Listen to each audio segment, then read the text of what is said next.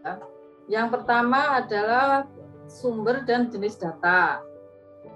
Sumber data itu bisa dikelompokkan menjadi sumber primer dan sumber sekunder.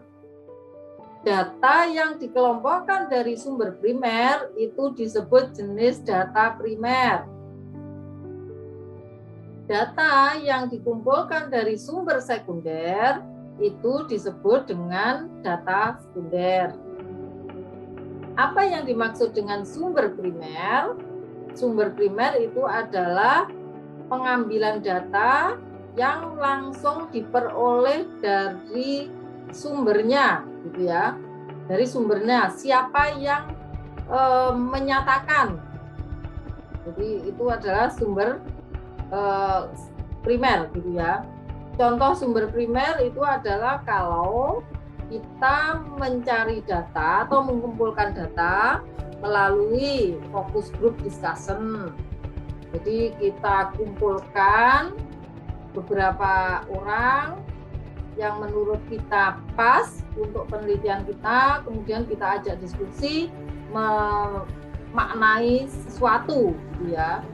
Memaknai sesuatu. Contoh, misal Bu Nur ingin menggali mengenai makna keadilan dalam konteks teks amnesti. Apa sih makna keadilan dalam konteks teks amnesti? Yang disebut focus group discussion, ini Bu Nur akan mengumpulkan beberapa pihak, misalkan ada wajib pajak yang mengikuti teks amnesti, ada wajib pajak yang tidak mengikuti teks amnesti, ada konsultan pajak, ada akademisi, ada pakar atau konsultan, kemudian ada fiskus atau pegawai pajak, gitu ya. Kemudian Bu Nur di dalam diskusi itu memberikan pertanyaan terkait dengan makna, terkait dengan keadilan di dalam konteks teks amnesti. Masing-masing tentu akan menjawab secara berbeda-beda. Dari hasil itulah nanti Bu Nur bisa menganalisis apa sebenarnya makna keadilan dalam konteks teks amnesti. Itu yang disebut focus group discussion. Itu sumbernya primer karena Bu Nur langsung menanyakan ke pihak-pihak yang memberikan pendapat, gitu ya. Bu Nur tidak melalui kadek untuk memperoleh data mengenai apa yang dimaksud makna teks amnesti, tapi Bu Nur langsung meminta wajib pajak itu sendiri yang memberikan pernyataan apa yang dimaksud makna teks amnesti. Ini yang dimaksud dengan sumber primer, gitu ya. Kita tidak melalui orang lain dalam mengumpulkan data. Bisa melalui focus group discussion atau wawancara, gitu ya. Wawancara ketika mahasiswa ingin meneliti mengenai proses penganggaran di DPRD, ya. Langsung mahasiswa datang menemui ketua DPRD, kemudian menanyakan beberapa hal terkait proses penganggaran. Berarti apa? Datanya adalah sumber primer karena diambil langsung dari ketua DPRD yang menjelaskan mengenai proses penganggaran. Bukan kita ambil dari koran yang memuat berita tentang proses penganggaran, gitu ya. Tapi kita langsung menemui ketua DPRD tersebut untuk menceritakan kepada kita tentang proses penganggaran. Itu wawancara. Kemudian kuesioner, contoh tadi ketika saya minta Kadek dan Nisa untuk mengurutkan tempat wisata yang paling disenangi sampai ke yang paling tidak disenangi. Berarti itu juga sumber primer karena langsung ke konsumen, gitu ya, langsung ke konsumen. Yang berikutnya ada juga observasi. Observasi itu melakukan pengamatan gitu ya, melakukan pengamatan. Contoh, kita sedang meneliti mengenai kualitas layanan teller di sebuah bank, maka kita akan mengamati ketika ada nasabah masuk itu bagaimana teller itu melayani gitu ya, apakah langsung disapa, bagaimana cara nyapanya, apakah tersenyum atau merengut gitu kan. Kemudian ketika melayani apakah disambi telepon atau fokus melayani gitu kan ya, dan sebagainya. Ini contoh ketika kita melakukan pengamatan gitu ya.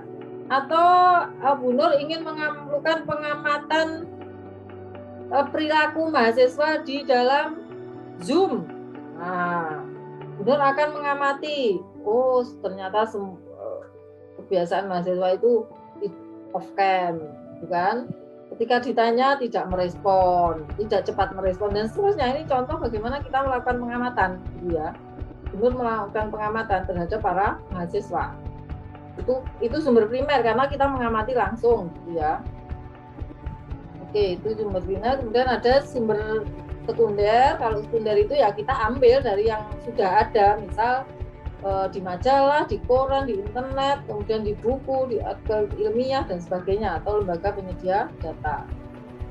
Jadi ini untuk contoh data primer, misalkan data hasil wawancara, data tentang makna corporate governance, data terkait dengan wawancara kita kepada karyawan tentang motivasi bekerja, ya. Kemudian tentang perilaku investor, kemudian data hasil kuesioner, apa misal data tentang kepuasan pelanggan, data tentang tingkat independensi akuntan publik, kinerja manajerial, kemudian data observasi, misal proses produksi, proses penganggaran, kemacetan lalu lintas, suasana rapat, suasana kelas ketika pembelajaran, itu contoh-contohnya. Kemudian data hasil fokus group discussion, misalnya tentang makna etika bisnis Islam dari sudut pandang ulama, saudagar, muslim dan akademisi, gitu ya.